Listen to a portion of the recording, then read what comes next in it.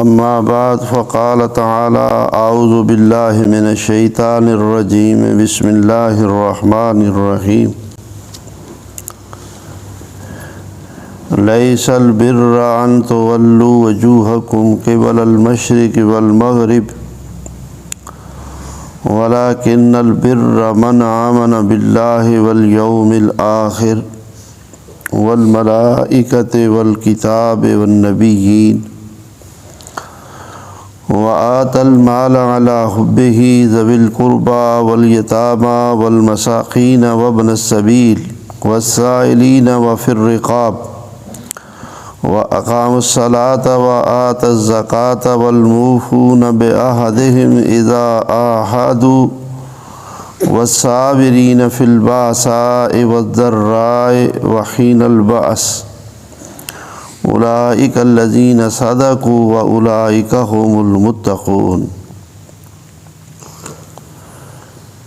لیس البر ان تولوا وجوہکم قبل المشرق والمغرب، نہیں ہے یہی بات نیکی کہ تم اپنا رخ مشرق کی طرف کرو یا مغرب کی طرف کرو۔ تحویل قبلہ کا مسئلہ تازہ پیش آیا تھا، تو اس بات پر یہ بات زیر بحث رہتی تھی۔ یہودی کہتے تھے کہ ہماری جہت ہمارا قبلہ افضل ہے، عیسائی کہتے تھے ہمارا افضل ہے، مسلمان کہتے تھے ہمارا افضل ہے۔ جہت میں بات یہ ہے کہ اللہ کا حکم ماننا ہے،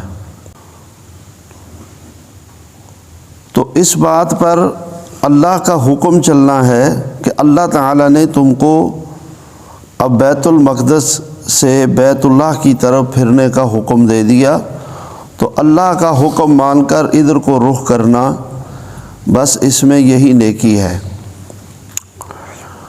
تو فرمایا اس بحث میں مت پڑو، بلکہ جو امور بر ہیں، اصل نیکیاں ہیں، ادھر توجہ کرو۔ اور وہ کیا ہیں؟ وَلَكِنَّ الْبِرَّ مَنْ آمَنَ بِاللَّهِ وَالْيَوْمِ الْآخِرِ، اور لیکن نیکی یہ ہے کہ جو شخص اللہ کے ساتھ ایمان لایا، قیامت کے ساتھ ایمان لایا، والملائکۃ، اور فرشتوں کے ساتھ ایمان لایا، والکتاب، کتابوں پر، والنبیین، نبیوں پر، اور حدیث میں تقدیر کا ذکر ہے۔ تو یہ امور ایمان ہیں، عقیدے کی باتیں ہیں کہ اپنا عقیدہ درست کرو۔ تو یہ عقیدے میں بنیادی نیکیاں ہیں۔ جب تمہارے اندر ایمان باللہ نہیں، آخرت پر ایمان نہیں، فرشتوں پر ایمان نہیں، کتابوں پر ایمان نہیں، نبیوں پر ایمان نہیں، آخرت پر ایمان نہیں، تقدیر پر ایمان نہیں، تو جہت قبلہ میں بحث کرنا تمہارا ایک فضول کام ہے۔ جو کرنے کے کام ہے وہ کرو۔ عقیدے اور ایمان کی درستگی کے بعد جو نیک اعمال ہیں، امور بر ہیں، پھر اس کی تشریح اللہ تعالیٰ نے کی۔ وَآتَى الْمَالَ عَلَى حُبِّهِ، اور دینا مال اللہ کی محبت میں، ذوی القربیٰ، قریبی رشتہ داروں کو اگر وہ تنگ دست ہیں، یا صلہ رحمی کرتے ہوئے، والیتامى، اور یتیموں کو، وہ اپنے عزیز و اقارب میں سے ہوں یا اپنے محلے بستی میں سے ہوں، والمساکین، اور مسکینوں کو۔ مساکین میں وہ لوگ آتے ہیں جو برادری اور خاندانوں میں ہی رہائش پذیر ہوتے ہیں، لیکن ان کی آمدن ان کی ضروریات زندگی کو پورا نہیں کرتی، وہ حد سے زیادہ کمزور ہوتے ہیں، اور وہ اپنی سفید پوشی میں بھی رہتے ہیں، اپنا آپ ظاہر بھی نہیں کرتے۔ تو ایسے لوگوں کے ساتھ عزیز و اقارب صلہ رحمی کریں اور عام محلے بستی کے لوگ صدقہ خیرات سے ان کی مدد کریں۔ وابن السبیل، اور مسافر، راہگیر، جو بھی مسافر ہوں ان کے ساتھ حسن سلوک کیا جائے، کھانا دیا جائے، رات کسی نے ٹھہرنا ہو تو رکھا جائے، سواری ہو تو اسے چارہ ڈالا جائے۔ تو الحاصل فرمایا کہ اس میں مال خرچ کرو، بخل نہ کرو، یہ نیکی کے پہلو ہیں۔ والسائلین وفی الرقاب، اور عام سوالی، جو تنگ دست لوگ تنگ آ کر سوال کرتے ہیں، اگر کوئی مال زیادہ کرنے کے لیے سوال کرتا ہے تو وہ تو بہت جرم ہے، وہ تو قیامت کے دن اس حال میں آئے گا کہ اس کے چہرے پہ گوشت نہیں ہوگا، یہ ہڈیاں ننگی ہوں گی۔ اور ایک حدیث میں ہے کہ اپنے ناخنوں سے اپنے منہ کو وہ لوگ زخمی کر رہے ہوں گے اور ان کا بہت برا حال ہوگا۔ اور اس میں شرعی قاعدہ یہ ہے، اگر کسی کو چٹی پڑ جائے، کوئی حد سے زیادہ غریب ہو، وہ اس حد تک چلا جائے کہ وہ بہت ہی زیادہ وہ مصیبت میں پھنس چکا ہے، تو وہ مسلمانوں سے سوال کرے اور لوگ زکوٰۃ سے یا ویسے اس کی مدد کریں، یہاں تک کہ اس کی وہ مصیبت ٹل جائے، اس کی وہ ضرورت پوری ہو جائے اور اس کے بعد وہ سوال کرنے سے رک جائے۔ تو جو عادی مجرم ہیں ان کا جرم ہے، لیکن لوگوں کو یہ تعلیم ہے کہ جو تمہارے پاس سوالی بن کے آئے، وَأَمَّا السَّائِلَ فَلَا تَنْهَرْ، اس کو ڈانٹے نہیں، جھڑکے نہیں، کیا پتہ حقداری ہو۔ اگر سمجھ آئے کہ کچھ دے دینا چاہیے تو پھر دے دینا چاہیے، جیسا کہ حدیث میں بھی آتا ہے۔ کچھ لوگ آئے اور کہنے لگے کہ اے اللہ کے رسول صلی اللہ علیہ وآلہ وسلم، ہمیں اللہ کے مال سے دو۔ آپ نے ان کو دیکھا، وہ صحیح الاعضاء تھے، جوان تھے، تندرست تھے۔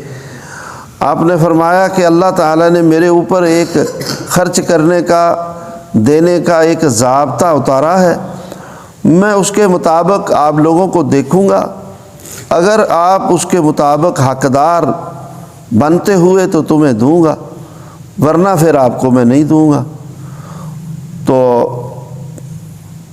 چونکہ وہ اللہ کے ضابطے کے مطابق اس معیار پر نہیں آتے تھے کہ ان کو دیا جائے، آپ نے ان کو کچھ نہیں دیا اور وہ انتظار کرتے رہے اور پھر وہ چلے گئے۔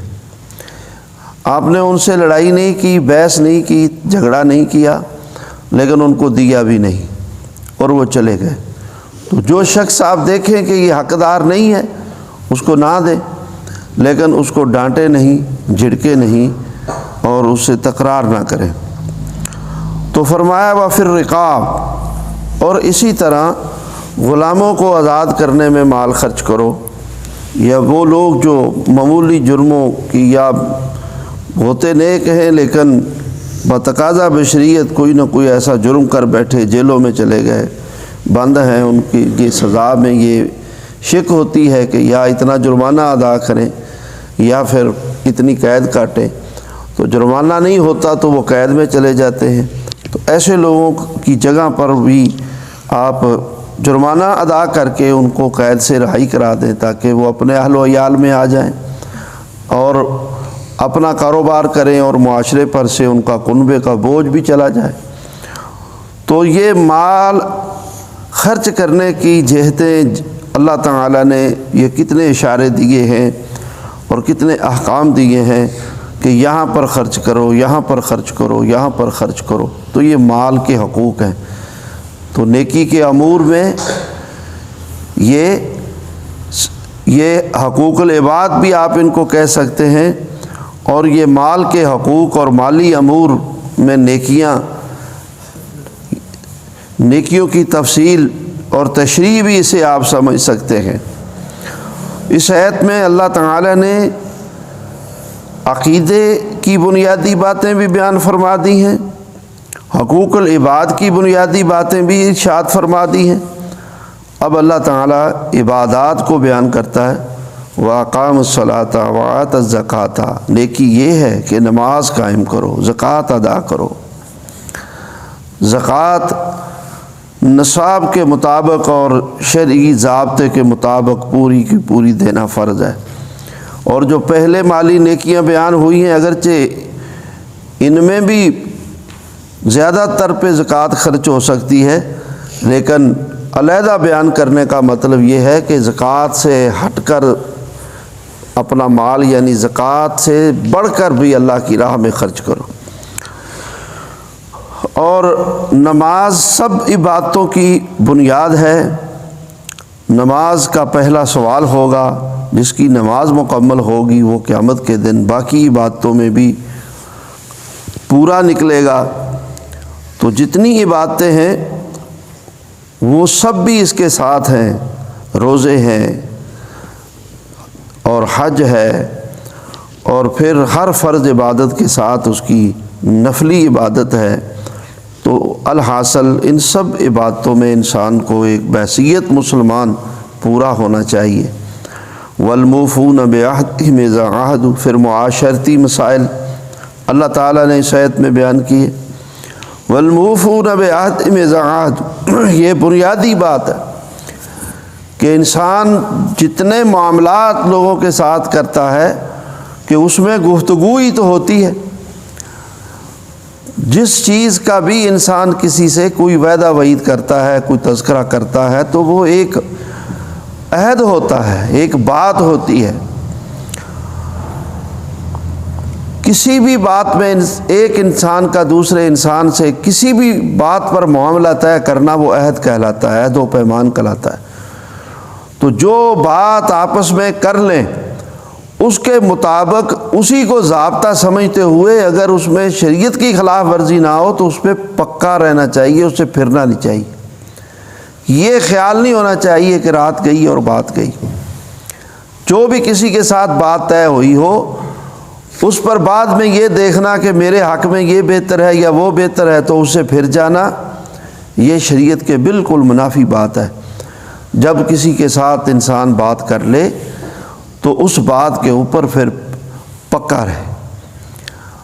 وعدے کی پاسداری، عہد و پیمان کی پاسداری، یہی معاشرتی مسئلہ ہے۔ اسی سے معاشرے میں بگاڑ پیدا ہوتا ہے، اسی میں معاشرے میں درستگی اور اصلاح پیدا ہوتی ہے۔ تو جو لوگ لوگوں کے ساتھ معاملات طے کرتے ہیں اور پھر جاتے ہیں، مکر جاتے ہیں، بدل جاتے ہیں، اسی سے ہی مفاد پرستی اور حرص بڑھتی ہے، لالچ بڑھتا ہے، لڑائیاں بڑھتی ہیں، جھگڑے بڑھتے ہیں۔ تو یہ معاشرتی مسئلے کی جڑ ہے۔ تو عہد و پیمان کے اوپر پکا رہنا، رسول اللہ صلی اللہ علیہ وسلم اس لیے فرمایا کرتے تھے کہ لا دین لمن لا امانۃ لہ ولا ایمان لمن لا عہد لہ۔ وہ شخص کا کوئی دین نہیں جس کے اندر امانت داری نہیں، اور اس کا کوئی ایمان نہیں ہے جس کے اندر عہد و پیمان کی پابندی نہیں ہے۔ اس کے ایمان کا کوئی اعتبار ہی نہیں، اس کے اندر گویا کہ ایمان ہے ہی نہیں، وہ کسی بات پر ٹھہرتے ہی نہیں، ادھر بات کی ادھر پھر گیا، ادھر بات کی ادھر پھر گیا۔ تو اس طرح کا انسان کو نہیں ہونا چاہیے۔ تو یہ بھی فرمایا نیکی ہے کہ تم اپنے کیے ہوئے وعدوں پر اور اپنے عہد و پیمان کے اوپر پختگی کے ساتھ رہو۔ وہ تمہارے اہل و عیال سے ہوں، تمہارے خاندان سے ہوں، تمہاری بستی سے ہوں، تمہارے کاروباری لوگوں سے ہوں، تمہارے لین دین میں ہوں، ہر عہد و پیمان کے اوپر تم پکے رہو۔ والموفون بعہدہم اذا عاہدوا والصابرین فی الباساء والضراء وحین الباس۔ اور صبر کا مسئلہ انفرادی بھی اور اجتماعی بھی، یہ بھی معاشرے میں بڑی اہمیت رکھتا ہے، اور اس کا تعلق بھی دین کی اصل سے ہے۔ پہلے نمبر پہ تو اللہ کے دین کے اوپر پختگی، اسی کا نام صبر ہے، کہ اس کے اوپر ڈٹ جانا، جو بھی تکلیفیں آئیں اس کو برداشت کرنا۔ اللہ کی عبادات کے اوپر صبر، روزے کو صبر کہا گیا۔ ٹھہراؤ ہو انسان کے اندر، پختگی ہو، استقامت کا ہی دوسرا نام صبر ہے۔ تو اللہ کے بندے وہ بیماریوں میں، تکلیفوں میں، جنگوں میں، وہ صبر سے کام لیتے ہیں، گھبراتے نہیں ہیں، ڈٹے رہتے ہیں حق کے اوپر، درستگی کے اوپر اور ایمان کے اوپر۔ تکلیفیں جتنی مرضی آئیں، اللہ پر سے ان کا ایمان نہیں ڈولتا۔ جنگیں مسلط ہو جائیں، بیماریاں آ جائیں، مال مویشی ہلاک ہو جائیں، تو ان کی یہ حالت نہیں ہوتی۔ جیسا کہ دوسرا قرآن کا مقام ہے کہ لوگوں میں سے بعض لوگ ایسے ہیں جو کنارے پہ کھڑے اللہ کی عبادت کرتے ہیں۔ اگر مرضی کے مطابق آسانیاں اور سہولتیں ملتی رہیں تو پھر اللہ پہ بھی خوش، لوگوں پہ بھی خوش، دین کے ساتھ بھی منسلک۔ تھوڑی سی تکلیف آئی تو پھر پیچھے پلٹ گئے اور سب کچھ چھوڑ دیا۔ تو یہ حالت نہیں ہوتی ہے، صبر کرتے ہیں بیماریوں میں، تنگیوں میں، تکلیفوں میں، جنگوں میں۔ تو فرمایا جن لوگوں کے اندر یہ صفات ہیں وہ نیک اور صالح ہیں۔ اولئک الذین صدقوا، یہی سچے مسلمان ہیں، سچے مومن ہیں، سچے لوگ ہیں جو اللہ اور اس کے رسول کے ساتھ بھی سچے ہیں، لوگوں کے ساتھ بھی سچے ہیں، عبادت میں بھی مخلص ہیں۔ وَأُولَئِكَ هُمُ الْمُتَّقُونَ، یہی لوگ متقی اور یہی لوگ پرہیزگار ہیں۔ تو یہ صفات فرمایا اپنے اندر پیدا کریں۔ اور اس میں مفسرین لکھتے ہیں کہ اشارہ ہے کہ فضول بحثیں نہیں ہونی چاہیے، فضول سوال جواب نہیں ہونے چاہیے۔ مسئلے کو سمجھیں اور عمل کریں، مسئلے کو سمجھیں اور عمل کریں، اور جو اہم اور بنیادی شرعی مسائل ہیں ان کے اوپر اپنا عمل پختہ رکھیں اور اس کے اوپر ڈٹے رہیں، اور جزیات میں بلا وجہ بحث و مباحثے میں نہ پڑیں، جھگڑے میں نہ پڑیں۔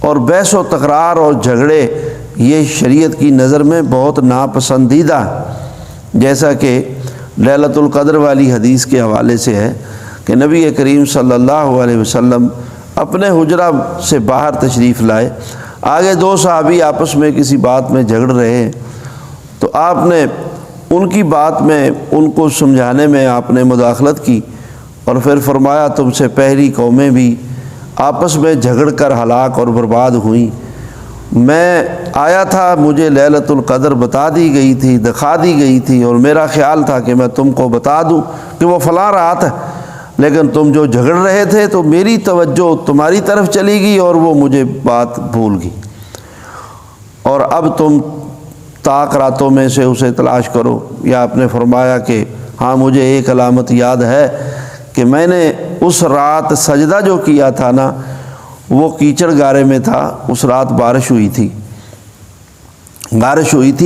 اور کیچڑ مسجد کی چھت ٹپکی تھی اور جگہ جو ہے وہ کیچڑ گارے کی بنی ہوئی تھی، میں نے جب نماز پڑھی ہے پیشانی پہ مٹی لگی تھی۔ تو الحاصل اختلاف اور جھگڑا اس کو طول نہیں دینا چاہیے، اس کو ختم کرنا چاہیے، اس کو جلدی نپٹانا چاہیے، کیونکہ یہ فتنے ہوتے ہیں اور فتنہ بہت بری چیز ہے۔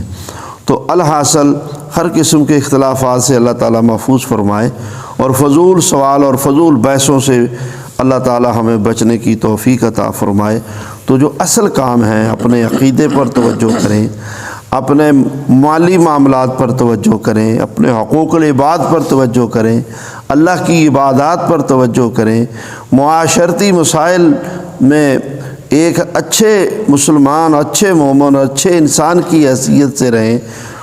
انسان کے اوپر یہ بہت بڑا داغ ہوتا ہے جو عہد و پیمان کا پکا نہ ہو، اور جو جھوٹ بولتا ہو اور جو پھر جاتا ہو، اس پر اعتبار نہیں ہوتا، اس پر انگلی اٹھائی جاتی ہے، اور معاشرے میں اس شخص کی بڑی قدر ہوتی ہے، بڑی عزت ہوتی ہے جو اپنی بات کا پکا ہوتا ہے۔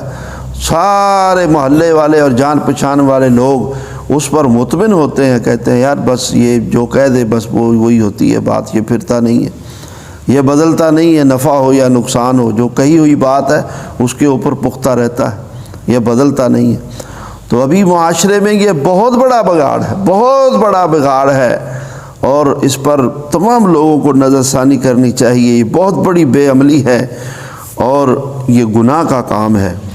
ایمان ہی کی نفی کی گئی ایسے شخص کے، اس کا کوئی ایمان ہی نہیں ہے۔ اور پھر یہ صبر کا مسئلہ، اسی مسئلے میں جو بے عملی ہے اسی نے ہی معاشرے کو اپنے آپ سے باہر کیا ہوا ہے۔ اگر صبر ہو تو قناعت بھی آ جاتی ہے، قناعت آئے تو توکل بھی آ جاتا ہے، توکل آئے تو گویا کہ ایمانی پختگی بھی آ گئی، اطمینان قلب بھی آ گیا، سکون بھی آ گیا۔ اور جب ایک انسان بے صبری کا مظاہرہ کرتا ہے تو وہ یقیناً ہر لحاظ سے پریشان رہتا ہے، حتیٰ کہ اپنے قوا کو تھکا دیتا ہے، اپنے آپ کو پریشانیوں میں مزید مبتلا کرتا ہے۔ کہتے ہیں پریشانی میں صبر کرنا یہ پریشانی کا حل اور علاج ہے، اور پریشانی میں بے صبری کرنا اپنی پریشانی کو مزید بڑھانا ہے، اسے مزید پھیلانا ہے۔ تو اللہ تعالی ہم سب کو ان امور کو جو نیکیاں قرار دی گئی ہیں، اللہ تعالیٰ انہیں سمجھنے کی اور اس پہ عمل پیرا ہونے کی توفیق عطا فرمائے۔ اقول قولی ھذا واستغفر اللہ لی ولکم وآخر دعوانا ان الحمد للہ رب العالمین۔